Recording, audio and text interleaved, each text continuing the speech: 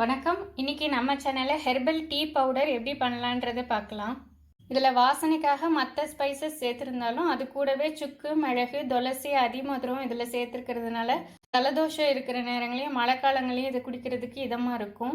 சாதாரணமாக டீ போடுறதை விட இந்த பவுடரையும் நம்ம சேர்த்து பண்ணும்போது இதோட டேஸ்ட்டும் வாசனையும் ரொம்பவே நல்லாயிருக்கும்.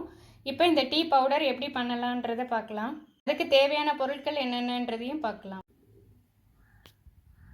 சுக்கு 40 கிராம், ஏலக்காய் 40 கிராம், மிளகு 20 கிராம், கிராம்பு 20 கிராம், பட்டை 10 கிராம், அதிமதுரம் 10 கிராம், சோம்பு 5 கிராம், சின்ன பீஸ் ஜாதிக்காய், துளசி விதை கிடைச்சா அந்த மாதிரி விதை எடுத்துக்கலாம். அப்படி இல்லைன்னா காஞ்ச துளசியை கூட சேர்த்துக்கலாம். ஈஸியாக வறுபடுறதுக்காக சுக்கையும் அதிமதுரத்தையும் 1-2 தட்டி வச்சுருக்கேன். எல்லா திங்ஸையுமே நம்ம மிதமான சூட்டில் வறுத்தா போதும். அதனால் நான் அடுப்பை சிம்லேயே வச்சுருக்கேன். முதல்ல சுக்கு சேர்த்துக்கிறேன். நாம் எடுத்து வச்சுருக்கிற எல்லா பொருட்களையுமே ட்ரை ரோஸ்ட் பண்ணி எடுத்துக்கலாம். ரொம்ப வறுக்கணும்னு அவசியம் இல்லை. லேசாக வாசனை வர மாதிரி வறுத்தா போதும். அடுத்ததாக இது கூட அதிமதுரத்தை சேர்த்துக்கலாம். இதுவுமே ஒரு 30 செகண்ட்ஸ் வறுத்தா போதும். சூடு வந்தோடனே கூட எடுத்துடலாம். இப்படி வறுத்து சேர்க்கறதுனால வாசனையும் நல்லாயிருக்கும், ஈஸியாக கெட்டும் போகாது. அடுத்ததான் மிளகு, ஏலக்காய், கிராம்பு 3ஐயும் ஒன்றாவே சேர்த்து வறுத்துடலாம்.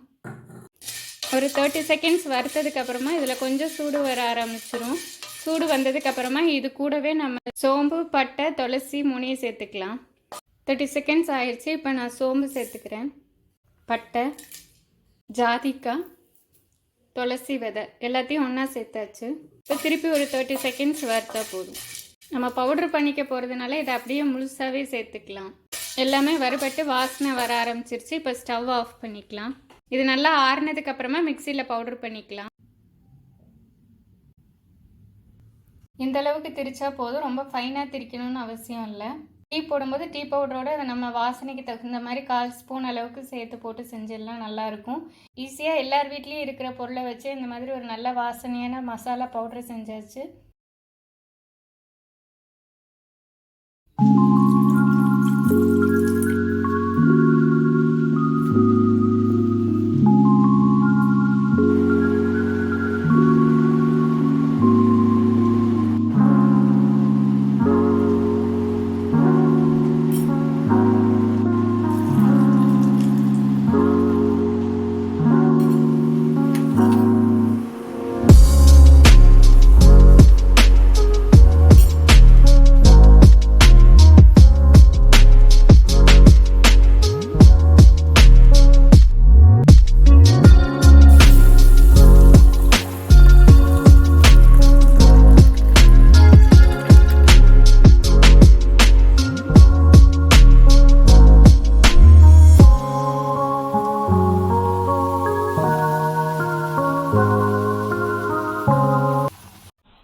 இது நீங்களும் ட்ரை பண்ணி பாருங்கள். இந்த வீடியோ உங்களுக்கு பிடிச்சிருக்கும்னு நினைக்கிறேன். இதே மாதிரியான இன்னொரு வீடியோவில் உங்களை சந்திக்கிறேன்.